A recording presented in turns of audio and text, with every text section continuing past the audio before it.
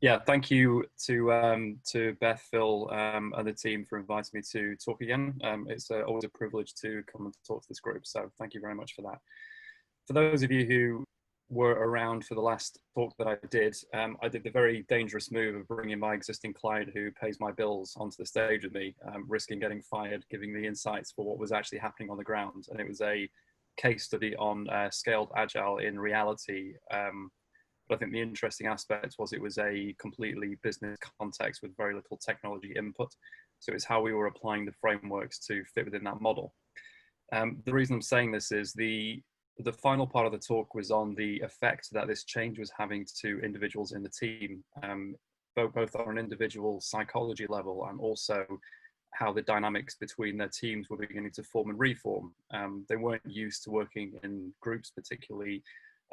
They absolutely weren't used to working from a common backlog. It was a very siloed and distributed organization. So what I wanted to do today really is pick up again on that topic because it got the most traction on LinkedIn afterwards, and there was a number of spin-off conversations that came from it, and just focus really on observations I've had in the last few months since we did that talk on the impact that coronavirus has had now that we're all distributed in particular, and some of the learnings I've seen come through, not just from my main client, but from across the client base that I regularly talk to at Capco about making agile work in a distributed context. So I thought I'd start off with a nice statistic from McKinsey, which is 62% of executives believe they will need to retrain or replace more than a quarter of their workforce between now and 2023. I've used this quite a few times in a number of client pitches that I've spoken to, and it absolutely frightens the life out of most of the execs that I get time with. It's not just the thought of losing some of their workforce. We're all used to colleagues coming and going depending on their desires and what they're interested in doing. But I think what's particularly staggering about this is the sheer volume of people that will have to be retrained as well as having to be replaced. So we know that working according to the Scrum book or to whichever agile framework we take, there's a prescribed methodology for that.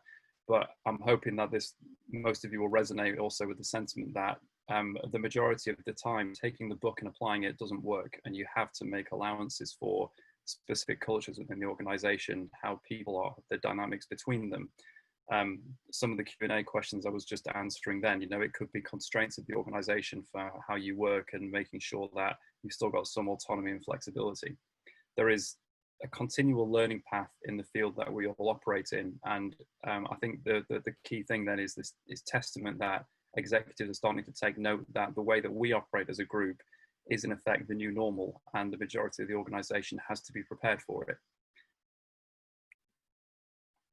Some of the challenges that we've seen come through, there's a good report for state of remote working as there is for state of DevOps reports, state of agile reports. So if you get a few minutes, I'd absolutely recommend having a read through some of these.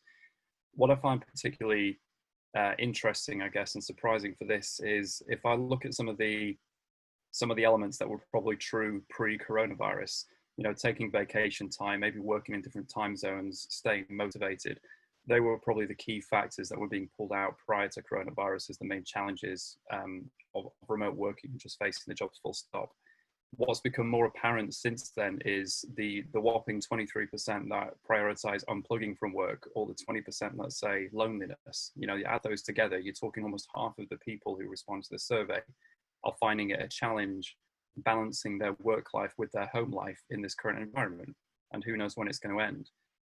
While it was becoming a topic of interest to talk about personal well-being and mental health prior to coronavirus, I think we need to do more very, very quickly to accept the fact that people are struggling right now, and it's not an easy way to work. And as practitioners of various different agile theories, we are absolutely best placed to help people make that change and give them the support they're going to need from it. So there are three elements I wanted to talk through on this today. The first one is building culture and connection with your team.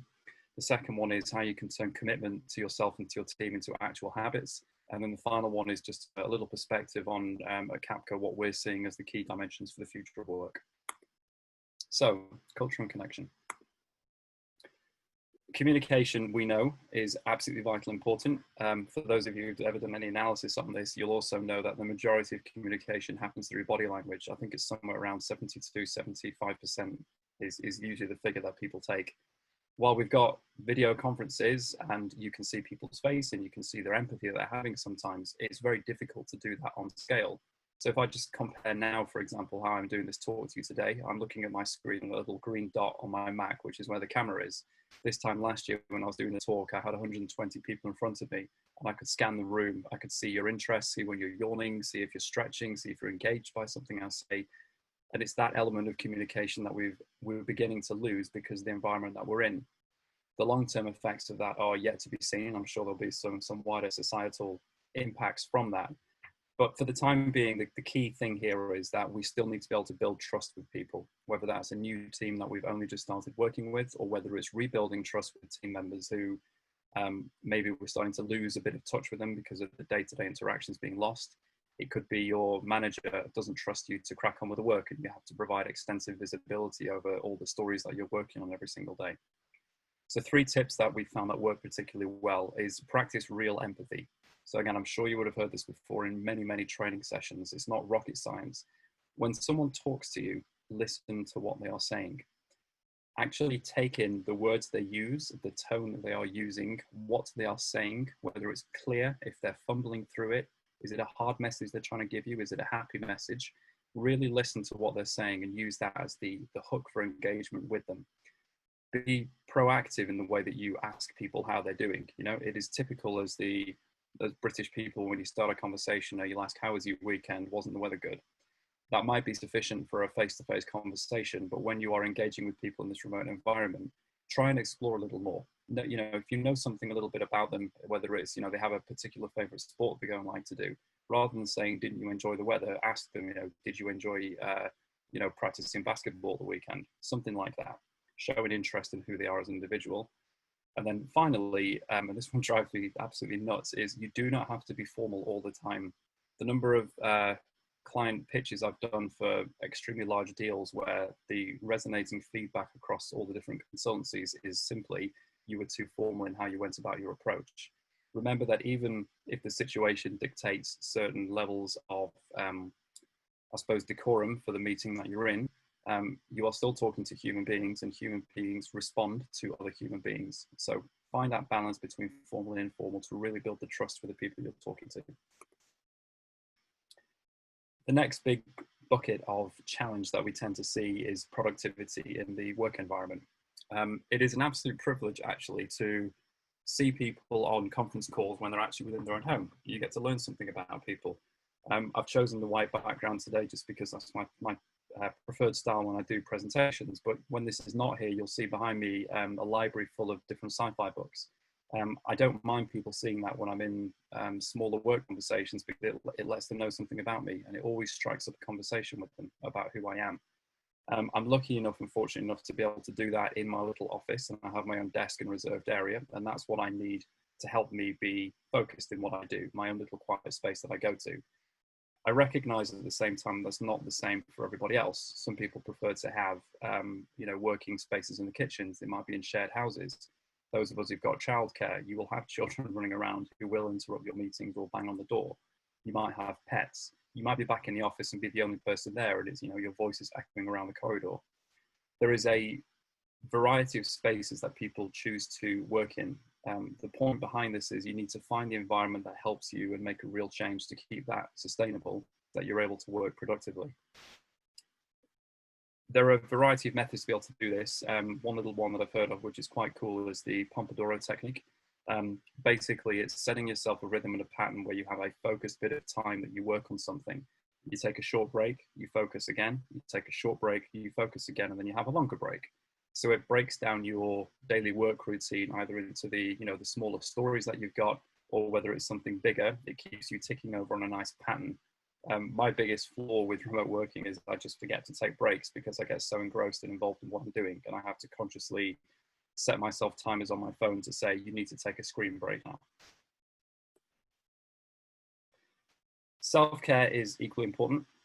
Again, I prefer to play music when I'm working. I don't want interruptions, but depending on the type of work I'm doing, I'll either put a heavy metal track on or sometimes I'll put some classical music on. Both of them help me think and concentrate in different ways. I will always get dressed for the day in the morning for work. I'll never do it in pajamas because to me, there needs to be a step change away from my home life to my work life when I come in the office. I know a lot of people who are much more active than me and they take great pride in that, and they block out their calendar and they are refusing to do meetings before 8:30. Whilst most of us could probably do earlier because the commute have gone. I admire them for what they do to ring fence that time in the diary to say that this is me and what I have to do. There's a lot of ideas here for things that you can do with people to show them around. I haven't seen all these happen, but I've seen recipe shares happen on some of my client sites. The MTV crib style video tour is a particularly good one. If you're in a safe team, that can always be a nice thing to do. The chat channel with pictures of pets has actually been a resounding success on the client account. I've seen that used. All sorts of weird and wonderful pets that people had that I just had never idea you would do. But I guess the point is, think about who you are as a person and how you want to reflect that into your work life. I'm not saying that you have to be 100% individual and personal in everything you do, but it's not a problem to let a bit of your true personality and character show. So it's all well and good saying that, but I suppose the challenge is how do you actually make it stick and turn ideas and interests into a habit that actually makes you work better. I've borrowed this wonderful formula from a colleague of mine called Casey Schaefer in the US, who does excellent presentations on this topic. So if we think about big things that we have to change, like, you know, I want to learn a new language and move to France, right? That is a big goal that is unlikely to happen tomorrow. But what you can do is make tiny habit changes and behavior changes today, which will stick for tomorrow.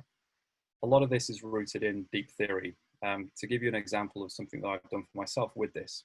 So behaviors are essentially built of three components. There's the motivation to want to do something. There's the actual ability to be able to do it. And then there's the trigger or event that gives you the impetus to go off and do it. So for me, as I just mentioned with the reading, I rarely get the chance to read at the moment because when I get back from work, I'm exhausted and I just want to play with the kids for a bit and then go to sleep. So I have a motivation still because there's nothing I like more than going into a classic sci-fi novel and you know, reading the whole thing cover to cover.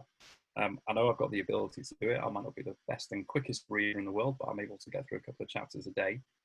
The challenge for me was the trigger and finding that moment where I would actually sit down and do the reading. So one of the tiny habit changes I changed for myself. My usual routine would be, as I said, come home, play with the kids, bath time, bedtime, and then usually about 8:30 and maybe 8 o'clock, I'll be able to come downstairs and that's kind of my day finished. I'll always go to the kettle and make myself a tea or a coffee. So what I've started doing is rather than making that and taking it back to the lounge where I'll sit down and watch something on TV, I've put the book that I want to read next to the kettle. So that when I go make myself that tea as part of my routine, my trigger is in front of me and I'm like, okay, I'm now going to have a half an hour or an hour window. I'm going to take my book and I'm going to read it. And just making that slight change to my environment and where my things are has let me take on this new behavior. I would encourage you all to think about what that is, whether it's, you know, I drink too many beers in the evening. So if that's the case, take away the coffee table next to your seat and then you've got nowhere to put your cup. If it's the exercise routine and working out at 6:30 in the morning doesn't work for you, make a note to do it at lunchtime. You know, find a time or something that's going to help you do what you want to do. A couple of small ideas there. I wouldn't recommend the ice cream tub. I don't think that's going to help any of us at the moment. So just to wrap it all together, from a consulting perspective, and the majority of work that I do day to day is advising clients on usually taking small agile proof of concepts and working out how they can scale that across the business using whichever framework is going to be, you know, scale agile framework, Spotify, less, DAD, you name it, it always tends to be a blend of it. But broadly through the umpteen chats I've had recently, there are these four buckets that people are thinking about for the future of work. The first one is the way of working that people actually have. Lucky, I thought it was just fascinating listening to your talk before about how you made your agile team work and function. You know, the way that you operated and chose to lift elements of the agile book and add in your own elements to make it successful for your context. That is exactly what this is about. Find a way that works for you and your team, even if it's slightly against the grain. If it works for you, go ahead and do it because you're going to produce more value and you're going to step further ahead by doing it that way. For physical space, I know we've talked a lot about personal environment today, but if we think more holistically about office buildings, for example, we could start to reimagine the way our office space is used. So if we move away from hot desks and just having a co-located team, I've heard an increasing number of clients talk about having a single collaboration space where people will go into London or whichever city is going to be to do work together. And aside from that, you have a work from anywhere type mantra. So we're going to do some significant changes to the way that our offices are laid out. As far as technology is concerned, I love technology to pieces, but when it comes to doing this kind of work, my mantra tends to be pick the tooling that works and just get it done as quickly as possible. I get frustrated by hanging on technology as the conversation point, because to me it's an enabler, it's not the end of the conversation. So my steer on this is take the tooling that you need to be able to fill your job, try and make that a standard pattern across your team so you're all working from the same hymn sheet, and then move forward. And of course, the final one is the one that we spent a significant amount of time talking to today, and this is about the people within your team. Think about what it's like working with them today, what you can do to change to really lift up people's moods, start to spot and even understand where they are at the moment. And then as we look to the future and hopefully, reuniting with colleagues across the world in hopefully not too distant future anyway, let's think about what that relationship is going to look like in the future. Undoubtedly, things are going to change and you might not feel comfortable going up and giving that person a hug anymore that you would have done on a Monday morning. What is the other thing you could do? Could you bring them a coffee from Pret and leave it on the side just to show your token of appreciation to say, it's good to see you again. Thank you very much for listening today.